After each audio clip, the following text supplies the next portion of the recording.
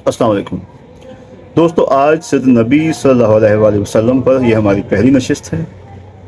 इस नशिस्त में हम दो अहम वाक़यात जो वलादत बासआदत से कुछ अरसा कबल हुए, और ये दो अहम वाक़यात अरब में रोनुमा हुए जिनका जिक्र हमें तारीख़ में मिलता है।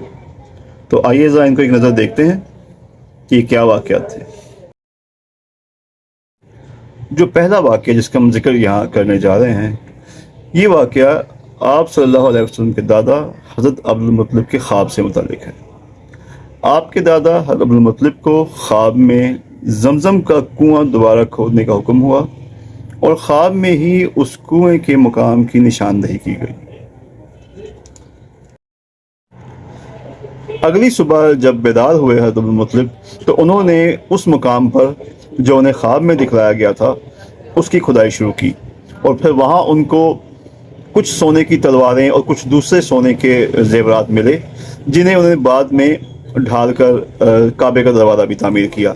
और ये सोने के जो जवाहरात थे या ज़ेवरात जो थे, ये कबीला बनु जुरहम ने कुएं के उसमें बंद करते हुए उसको वहाँ पे दफन किया गया था। इस खुदाई के दौरान एक और वाक़या भी पेश आया कि उस वक्त जब ये खुदाई हो रही थी तो कबीला बनु कुरैश ये चाहते थे कि हज़रत अब्दुल मुत्तलिब उनको भी इसमें शामिल करें,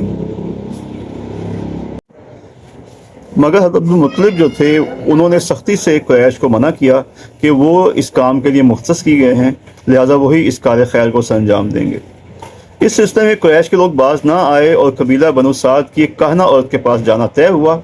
मगर जब ये लोग वहाँ जा रहे थे तो रास्ते में अल्लाह ने कुछ ऐसी अलामात दिखाई इनको कि कुरैश के लोग रास्ते से वापस पलट आए, और हज़रत अब्दुल मुत्तलिब ने ही इस फरीज़े को सरअंजाम दिया। और यही वो वक्त भी है जब हज़रत अब्दुल मुत्तलिब ने कसम खाई थी कि अगर उनके 10 लड़के हुए तो किसी एक को अल्लाह की राह में कुर्बान करेंगे, और जिसका फिर आगे चल के 100 ऊँट का एक मशहूर वाक़या हम सब जानते हैं।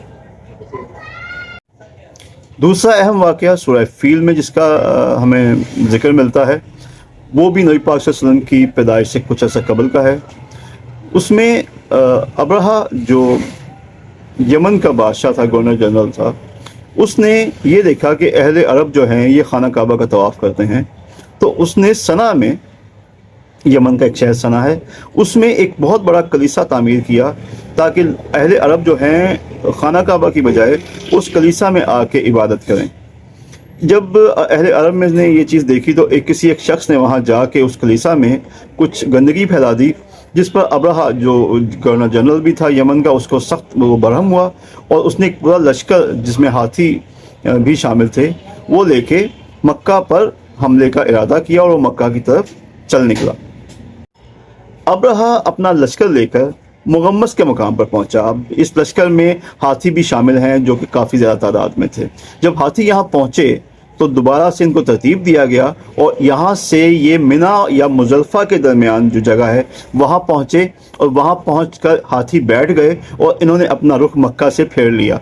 इनको फोर्स किया जाता कि वो मक्का की तरफ चल पड़े और हाथी वहाँ चलने का नाम नहीं ले रहे थे। इस मौका पर अल्लाह ताला ने अबाबील या कुमरी जैसी जो चिड़ियाँ होती हैं उनका एक बाकायदा लश्कर या झुंड जो है वो उनकी तरफ भेजा, जिसके पंजों में कंकरियाँ थीं।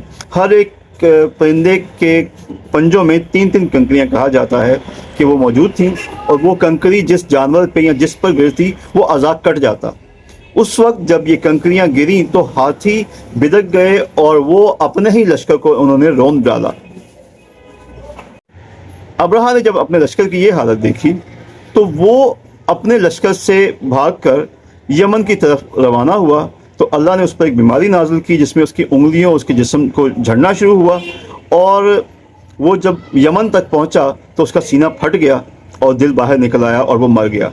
ये वाक़या अहले मक्का ने अतराफ में जो चोटियाँ थीं उन पर चढ़ के देखा, क्योंकि वो अपने घरों में नहीं रुक पाए खौफ की वजह से। तो ये उन्होंने वाक़या यहाँ देखा जब अल्लाह ने इन पर अजाब नाजिल किया इस लश्कर पे, तो उनको सुकून हुआ और वापस अपने घरों को लौट गए। ये वाक़या नबी करीम सल्लल्लाहु अलैहि वसल्लम की पैदाइश से 50 से 55 दिन का पहले का है, और इसका जिक्र हमें बहुत सी तारीख़ की किताबों में मिलता है। तो ये दो अहम वाक़यात जो नबी करीम सल्लल्लाहु अलैहि वसल्लम की विलादत से पहले के थे वो मैंने आपको बताए। एक जमजम के कुएं का वाक़या, दूसरा ये फील का वाक़या जो था, इसका जिक्र कुरान में भी मौजूद है।